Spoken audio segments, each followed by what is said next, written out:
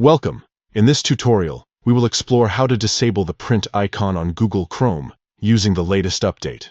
This feature can help streamline your browsing experience by removing unnecessary printing options.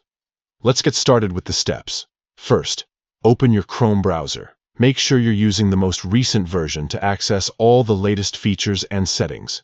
Once Chrome is open, look for the three dots located at the top right corner of the browser window.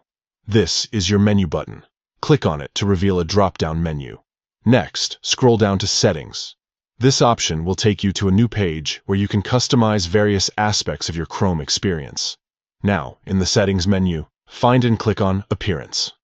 This section allows you to adjust how Chrome looks and functions according to your preferences. After entering the Appearance section, look for an option labeled Customize your toolbar. This is where you can manage what icons and features appear on your toolbar. Finally, locate the print option within this customization menu.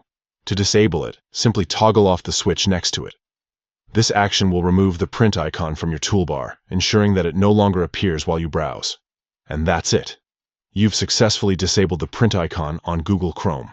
Remember, if you ever want to re-enable it, just follow these steps again and toggle the print option back on. Thank you for watching.